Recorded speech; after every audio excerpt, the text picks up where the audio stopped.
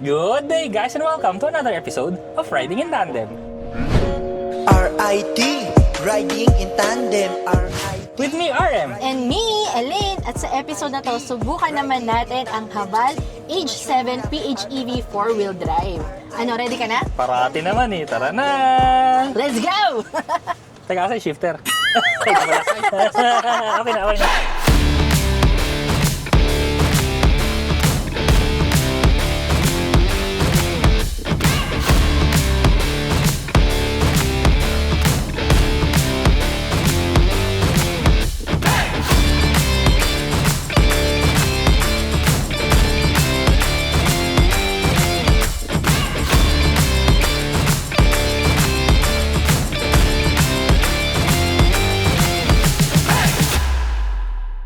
GWM Haval H7. So sa unang tingin pa lang, 'di ba?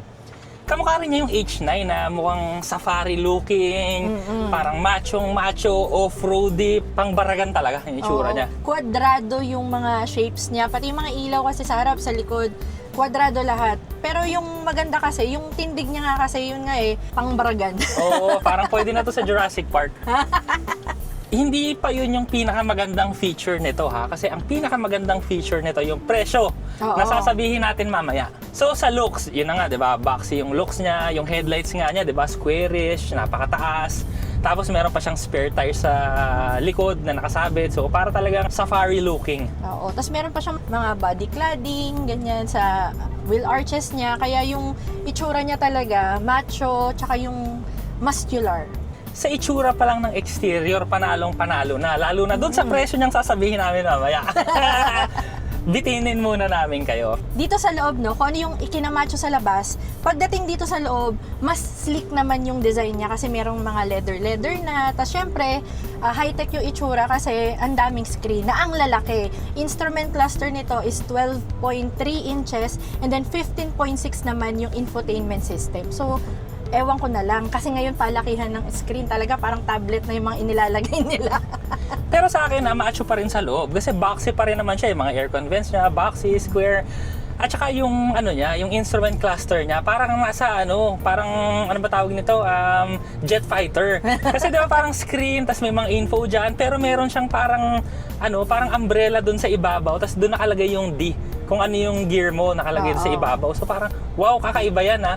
Plus, pag tumingin ka pa sa medyo ibabaw niya, meron din siyang heads-up display. Kaya parang, wow, galing ha. Para talagang aeroplano. May runway pa kasi kita mo rin doon yung adaptive cruise control na linya tsaka yung sasakyan. Oo, so para ka talaga nasa cockpit. Oo. Tsaka hindi ka na rin mahihirapan magbasa kasi yun nga, malalaki yung screen na nilagay. So, technically, malaki din yung mga fonts na kasama nun. So, hindi mo na siya hahanapin, mababasa mo na kagad yung kailangan mong tignan.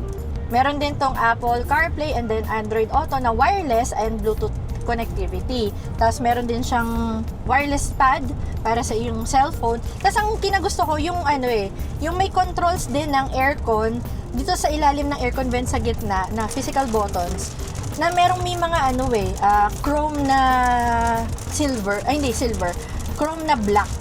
So may mga nakalagay dyan na controls na nakaseparate para hindi mo nahanapin sa screen.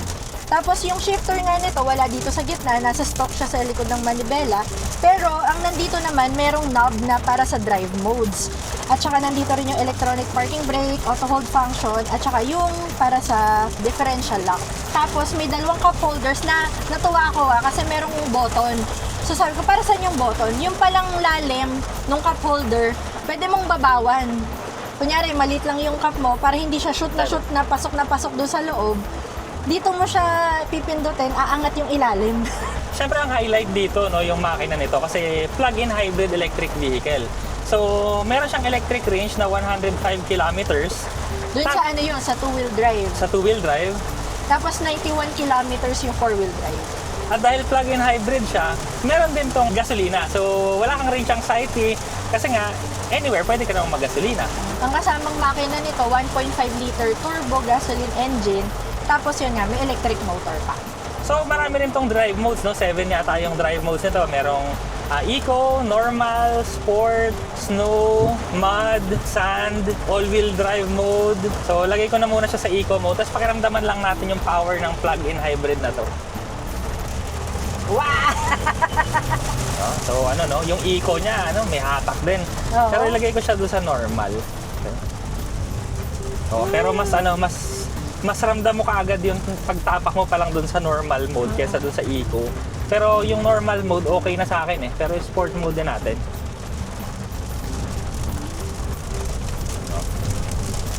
Nakakatuwa, no? Kasi alam mo yun, kahit nag-sport mode ka dito, oo, tumulin siya. Pero hindi pa rin siya ganun kaingay na kagaya sa mga internal combustion engine na umiingay na siya pag nag-sport mode ka eh. Pero tumutulin. Pero ito, tahimik, pero tumutulin. So, parang mas type ko yung andar niya ng normal mode. Ako din. Na tayo, oo. Malakas na yung normal mode niya. Hindi mo na kailangan pa ng sport. So, 5-seater to. Meron din tong 540-degree camera. Meron din tong adaptive cruise control. So, ito nga palang video namin to. Mabilisang video lang natin kasi launch lang nila ulit ngayon. So, meron lang tayong bahagyang oras para ma-discuss to. So, kasama rin nga pala natin ngayon, no? Si Ma'am Bes. Ma'am Bes, maluwag ba dyan sa likod? Super! So, actually, Ay, oo, ang layo ng tuhod niya. oo. Taka din naman ako. Oo, pero kitang-kita mo yung luwag niya. May legroom. Oo. Eh sa akin, Ma'am Bes, dito sa harap, nadediretso pa yung paa ko eh. Malayo pa yung tuhod ko rin sa harap. Gusto ko yung ano nito, yung chrome niya, kasi hindi siya yung silver na chrome, yung black chrome. Oo. Magandang inihalo nila. Tapos may parang dito, parang carbon fiber look design dito sa may bukasan ng bintana, Oo, pagbukas ng bintana. Meron ding siya, yung wifi na, wireless charging, tsaka yung space niya sa likod. So napakaluwag din niya at saka mataas kasi nga square yung body niya. So pwede kang mag-stack ng mga ng luggage niyo pataas pwede. So yung suspension naman niya, yung kalsada kasi dito sa Villar City, no. Ayos naman, pero may mga ibang area na labas yung graba. Kung dito sa pagdadrive dito, napakaganda ng suspension niya. Tsaka di ba Komportable. pagka sinabi mo kunyari may sasakay na 4x4, yung mararamdaman mo na rigid kasi yung katawan ng sasakyan. So, yung suspension din niya, mararamdaman mo na may konting talbog. Dito kasi, komportable talaga. Yung para kang hindi nakapang 4x4. Pati yung body roll niya, meron. Pero carry naman. Oo. Carry lang yung body roll niya. Partido, maulan pa ngayon, ha? Oo. O sige na, baka atat na sila sa presyo. Saglit, ito yung presyo. Simulan mo dun sa yung hybrid electric vehicle niya. Yun yung entry level. Okay. Pero grabe, sige, yun muna. So, ito na nga. Ang Haval H7 HEV 2-wheel drive. Ito yung entry level. 1,298,888 pesos. Diyos ko. O, diba? Isipin nyo to, para may perspective lang kayo kung okay ba yung presyo niya o hindi. Isipin mo yung itsura nito pang safari, pang off-road yung itsura, pagkalaki-laki, may space ka pa sa likod. Na Hybrid. Diba? Pagka dumating ka sa pupuntahan, may arrive ka talaga. Ang presyo niya ganyan. Isipin mo ngayon, magkano ang presyo ng mga MPV ngayon? O, di ba? Parang bumili ka ng MPV, pero ang sasakyan mo, SUV pangharabas talaga. Oo. O yung sumunod O, yung naman. sumunod. Ito yung plug-in hybrid naman. Kasi, Oo. di ba, yung kanina kasi, HEV lang. So, hybrid electric vehicle lang siya. Oo. Yung susunod na dalawa, PHEV na. So, Haval H7 PHEV 2-wheel drive, 1,548,888. Yan yung mid.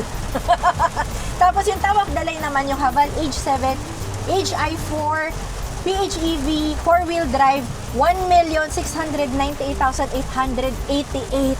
Imagine mo Oh, grabe. Yun lang masabi ko talaga. Grabe. Oo. Pero, but wait, there's more. Oh, sige. There's more. Hanggang June 30. So, hanggang katapusan. Meron sila na 50% introductory discount. So, 50,000? Hindi 50,000. 50%? Ay, 50. Ano yun? 600,000 na lang. Bibili ko kasi. Oo nga, no? 50,000. Introductory discount hanggang end of June this year. So, yung top of the line nila, 1,648,888 pesos na lang. Tapos yung mid nila is 1,498,888 at yung entry level, 1,248,888. 1.28 million para sa ganitong sasakyan. Kung ako sa inyo, pumunta na kayo sa pinakamalapit na GWM sa inyo at i-testing nyo to. Kasi Oo. feeling ko dapat kung bibili ka ng sasakyan mo ngayon, dapat test drive mo to. Oo, yun talaga. Kailangan maupuan nyo talaga, ramdamin nyo muna, i-drive nyo muna. Yun talaga ay isang number one na kailangan. So ayan, try na rin natin yan yung turning radius. Total, nandito na rin naman tayo eh. Ayan, lambot talaga ng manibela nito. Napakalambot. So isa, dalawa pero ang laki naman kasing sasakyan nito eh. Oo. So okay na okay pa rin siya, maneuverable sa mga subdivision na masilikid na kalsada. Ay, so yun, maraming salamat sa panonood. Sana nag-enjoy po kayo at may natutunan kayo sa video namin. Next video na! RIT, riding in tandem. RIT, riding in tandem. RIT, riding in tandem. Siksik na impormasyon mula kay RM at Elaine. RIT, riding in tandem.